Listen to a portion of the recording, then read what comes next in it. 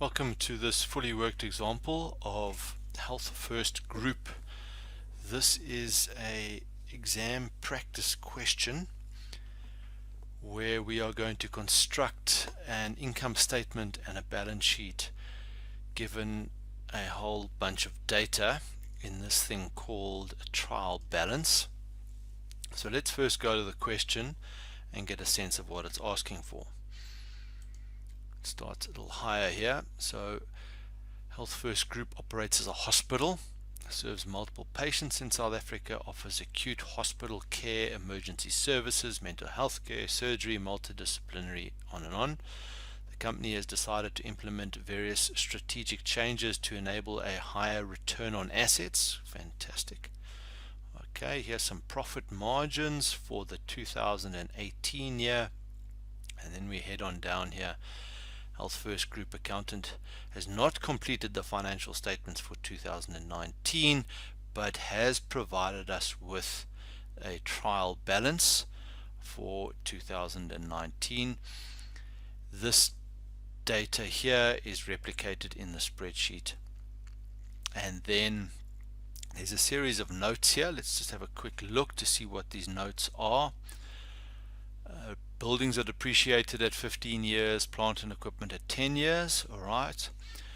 Equipment with original cost price of 10,000 was purchased on the 1st of January 2017 and sold for 9,000 cash. Equipment was sold on the 1st of January 2019.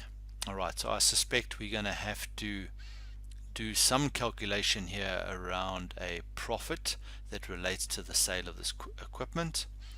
We've got some bad debts that we've got to write off here. We've got a closing inventory number. We have a 12,000 Rand in advance for medical insurance. All right, so that's going to be a paid in advance. That is going to end up as a current asset on our balance sheet if we pay in advance for it. All right, and then a tax rate there of 28%. All right, so we're going to prepare a financial statement and we're going to calculate some ratios. We're going to come over here to our spreadsheet, got some data and got a grid going on here. I'm going to follow the order of this grid as best I can. I'm going to fill in whatever I can from this data. As I fill data in, I'm going to highlight it here just to recognize that I've used it. Then I'm going to do some adjustments based on this information that's going on over here. Okay, it's important to note here that additional notes, these have not been accounted for in the trial balance. So there's some things in here in these notes that are going to cause some of these numbers to change. Let's see how this emerges. Okay, let's start with some sales. I'm going to do this over here. It's going to get a revenue number there, 118,000. Okay, cost of sales, we are going to need to do a little calculation here, I suspect.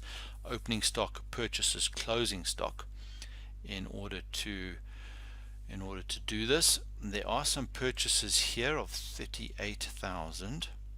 Okay, let's do that. Then some of these purchases have been returned, so what we should do is we should subtract from that what we returned. I'm doing this in the wrong place, sorry, this should be there under purchases. Okay, then we need a opening stock, and if I recall here, this here is a closing stock. I saw something in here about a closing inventory of 26,500 over there. So I'm just going to put that in here as a closing inventory, 26,500. And I think there was an opening inventory here. Let's see. There we go, an opening inventory here of 25,800. Okay, let's just get up to speed here with making sure we identify what we have processed. Yeah, and we've processed that one. Okay, just mark them off so that you know that you've dealt with them. We can calculate the cost of sales here. That is opening stock plus purchases minus closing stock, and now we can get a gross profit, sales minus cost of sales. Okay, making some progress here. Next up, salaries and wages. Alright, so these ones are pretty straightforward. We can just put some expenses, marketing expenses in there. Depreciation, we're going to come back to that. That requires us to do a little bit of backwards and forwards calc, so let's leave that for now. There's the interest expense. Let's put that in. Now we can say that those have been processed. I saw a bad debt here. Here we go. Bad debts accounted for 980 rand. So let's put that in here. Okay. Let's see what else can we process here. There's a dividend. You can put that in. And we're going to have to complete the depreciation calculation based on this information about these assets. I'm going to come back to that. Then we can do the operating profit and carry on here. Profit on sale of assets, we're going to have to do a calculation for that, and these other ones will then follow. So let's come back to the income statement in a moment. Let's see what can we put into the balance sheet. Let's head up here to a share capital number. We can do that. Alright, retained earnings. This is an opening balance. This is at the start of the year, so we still need to calculate it for the end of the year, and we can only do that when we get the rest of this information and we end up with the retained earnings. So still a little bit of work to be done there. Process those. Total equity we can't get yet. I saw some information about a long-term loan. There it is. And a bond on a property. It's also a form of long-term loan. That's all right. Paste those. Yellow, so they're done. Cash equivalents. Okay, cash will come to just now, but I know the cash is going to have to be adjusted. There's transactions that are going on that are going to impact the cash. Accounts receivable, there we go. We can put that one in. Then looks to me like there is an accounts payable. Here we go. That's accounts payable and an interest payable. There we go. That means those we can paint yellow. We did the dividends, didn't we? Let's not forget about that. We put the dividends down there. Let's paint that one yellow. Did we do accounts receivable? Yeah. Just be sure that we've dealt with all of these. Alright. Stock. Was there not? And no, we got an opening inventory. We got a closing inventory because that was given to us over here. So that is a closing inventory, which is the same as our closing stock up there. Okay. That's dealt with. Cash requires us to do some calculations. Here we go, medical insurance. Let's put that in there, 12,000. A little reminder that we've dealt with that one. Alright, I'm just seeing this tax rate of 28%. I'm going to make a note of this over here because I'm sure we're going to use that just now. Tax payable, we can't work that out until we've calculated the tax payable. Alright, so we've done as much as we can now without the depreciation and the asset calculations. We need to do that next. Alright, so I'm going to come up here and I'm going to do these calcs, and let's make a few notes as to what is going on here. So we've got some property, plant and equipment. They call it plant and equipment. Okay, I'm just going to call this PPE, and we are told that the cost of this equipment is 60,000. Okay, let's give that a heading, cost.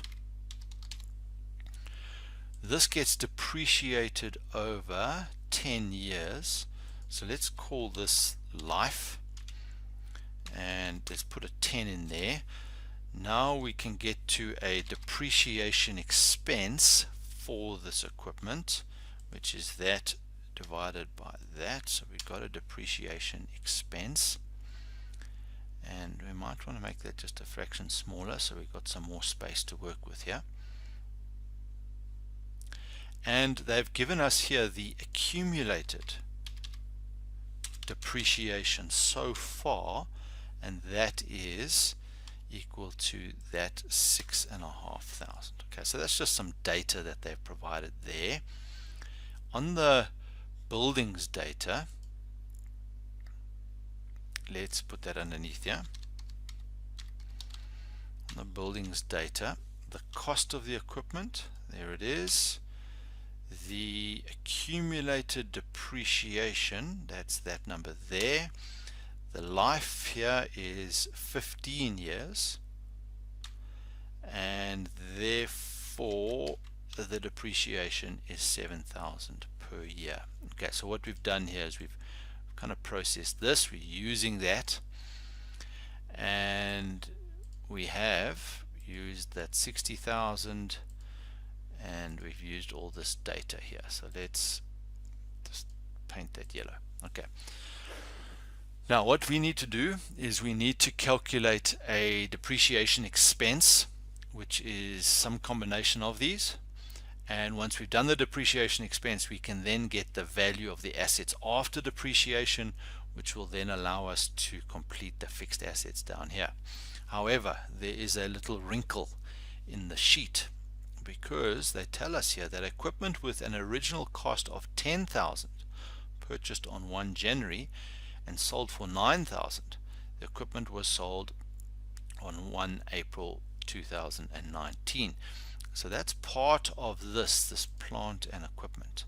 So we need to do another line here which says, of that 60,000, here is 10,000. This was bought for 10,000. We know the life of this is 10 years, and therefore this depreciation is 1,000 per year, and we don't know the accumulated depreciation yet. We're going to have to calculate that. But what we do know was, when was it purchased? So the purchase date was 1 January 2017. Okay, so if we go from 1 January 2017 to the end of the first financial year that they owned it, which would have been the 30th of June 2018, so to 30 June 2018, rather, sorry, 2017 is the first year. Okay, 2017. That is 6 months by my account. All right, so what's the depreciation going to be over these 6 months? Well, am I right in that? Let me just, yeah, I am right. 1,000 is the depreciation for a year, so let's just divide that by 2. We've got there 6 months worth of depreciation. I'm happy with that. Then what is it a year later? 30 June 2018. That's going to be a year's worth of depreciation. I actually want to put that number there at the end of the period, and then that's a year later. That's another year of depreciation. And now we are selling this. We are selling this asset on the, they say here, 1st of April 2019. I'm just going to call it the 30th of March 2019, just for the sake of saying how many months have we got here from June to March. Is that 9 months?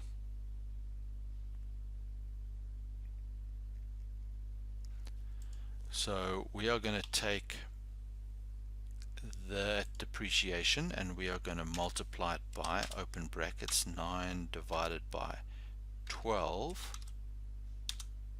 and we're going to get 750.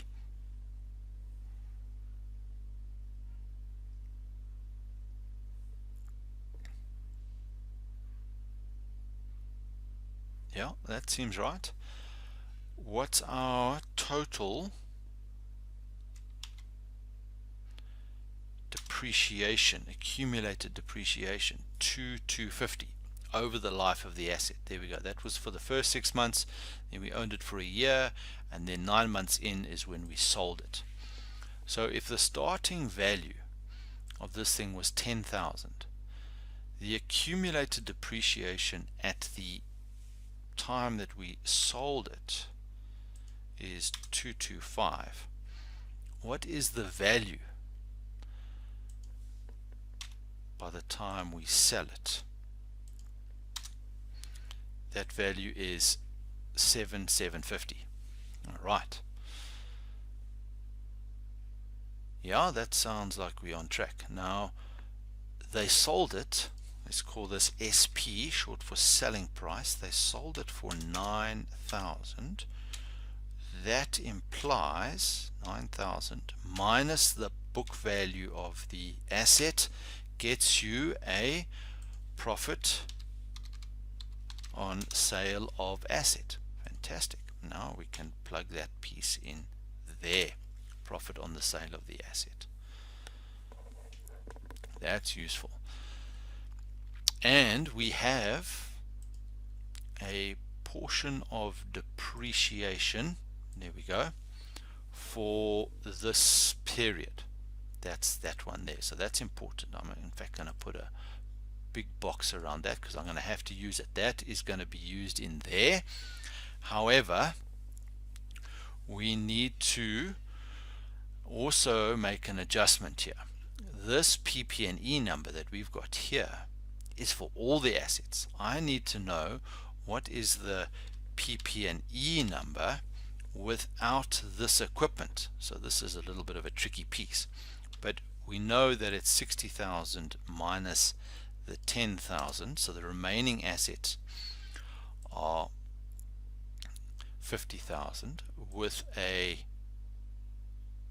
life of 10, so therefore 50 divided by 10 gets us a depreciation per year. Then the accumulated depreciation for this one will be that accumulated depreciation minus the accumulated depreciation of the assets that we've sold. That leaves us with 4,250. Okay, now we have determined that we have a depreciation expense there. Let's be sure that we identify that. Here's a depreciation expense for the buildings. That's important. All right.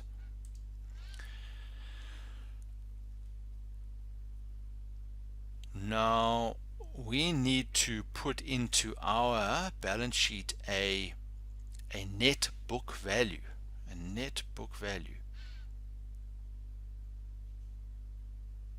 which here net book value for the buildings will be 105,000 minus the accumulated depreciation minus the depreciation for an extra year.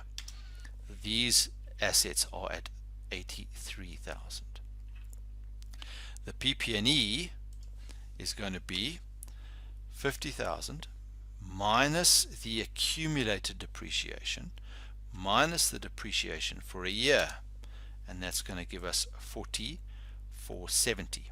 Okay, this asset we've sold. We don't need to worry about this equipment. That's not in our books anymore. Okay, so now we've got some important data. We have a fixed assets at book value after all the depreciation has been calculated, which is there, 123,750. Great. And we now have a depreciation expense for the year, which is buildings, assets that we sold, plus the remaining PP&E. Okay, now we're talking, so we can do some calcs here. Equals GP less all the expenses, enter. Profit before tax is that operating profit minus the interest expense plus the profit on the sale of an asset. That's a little curveball in there for us. Then we've got some profits here that we need to multiply by 28% to get a tax amount. Fabulous. That gets us a, subtract the tax to get a profit after tax. And last of all, profit after tax minus the dividend gets us to a retained earnings. Okay, so now we can start to use some data down here. This retained earnings is going to be last year's retained earnings plus the retained earnings that comes out of the income statement. We can add up a total equity over there, and now we're going to have a total capital, which is equity plus the debt. 162,212. Cool. Tax payable equals this tax up here, tax payable. Alright, so now we can get some current liabilities. The piece that's missing is the cash. Okay, so we've given some data here. We're told that the cash and cash equivalents is over there, but two things have happened. We have received 9,000 Rand from selling an asset, and we have paid out 12,000 Rand in buying some medical insurance. That sounds about right. And one other piece is we have written off some bad debts. That's not going to affect our cash. I suspect we might be okay there. But in the accounts receivable, I think there what we're going to have to do is we're going to have to say we have paid some bad, we have written off some bad debts, and we're not going to receive that. I think that is correct. Okay, so now let's do a little calc here. Alt equals will sum up those for me. That for me is a current asset. Put it at the top. Okay, if you want, you can put a neat little box around here just to get some structure flowing. What is the value of the current liabilities? Add those up. That goes there. Let's test this. Fixed assets plus current assets minus current liabilities. Put a box around that guy. Alright, so I am immediately seeing something that has led us astray here. That minus that, 750 is how much our balance sheet is out by. Right, I have spotted my error. This number here I have double accounted. I shouldn't be taking out this depreciation, because otherwise then I'm taking it out twice. So here I should just be subtracting,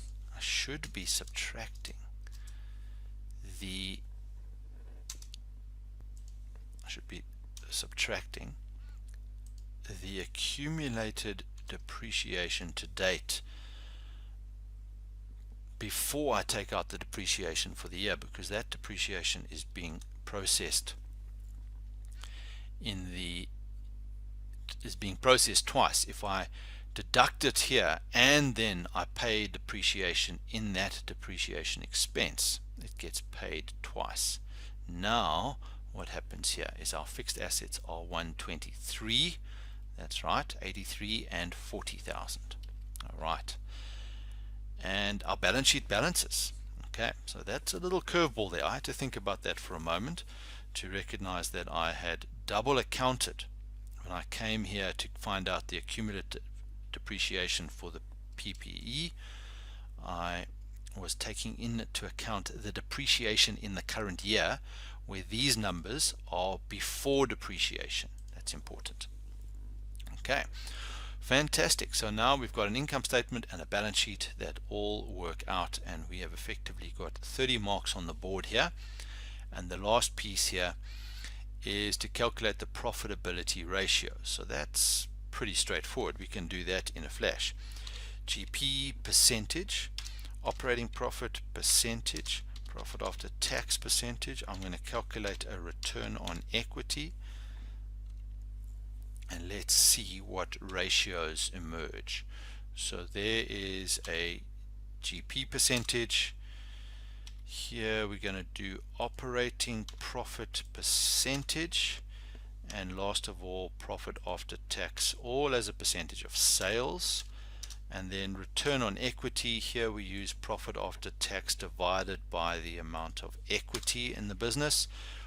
We want all of those as a percentage. Let's add a couple of decimal places to see what's going on.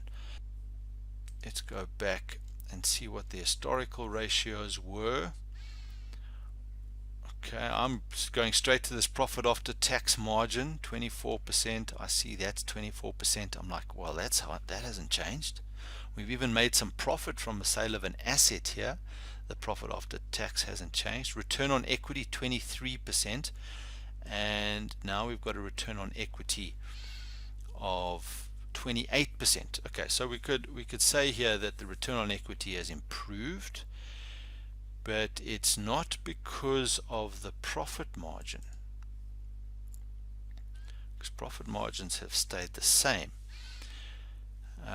We could say maybe they are using their assets more efficiently, and to measure that we'd have to go and get a return on asset measure. Now that's an accounting measure, that's messy. We'd have to go and find out what are the value of the assets, fixed assets plus current assets, and then we would say get the profit after tax as a value of the assets, and that's 15.8%. so that's you might say it's gone up a fraction. Okay, maybe that's something. Not much to write home here about this increase in strategy. A return on total capital, we can turn on total capital. Now what makes me nervous about this is I'm noticing that these are accounting numbers, so I'm never quite sure what way the accountant has calculated it. It's not the way I like to calculate it. But return on total capital, accountants like to use the profit after tax. That's the number they always like to use. And since accountants set this exam, or this question, I suspect that return on total capital is divided by that number. Return on total capital, no, I think they've calculated it differently. Okay, so that's not very user friendly. So this is always the challenge that we face. Depending on how they've calculated the return on total capital, it's definitely been calculated differently, because it was 10% there and I'm getting 17% here. Alright, so we'll ignore the return on total capital. We'll just ask ourselves, well, what's changed? Profitability hardly gone up, maybe 0.6%. Alright, the return on equity, that's gone up a little bit from 23 to 28. It could be as a function of having less debt, but we don't know what the debt was last year, so it's not like we can compare it. So we're not going to have any earth-shattering changes to this business. And maybe that's the point of the analysis, to say not much has really changed.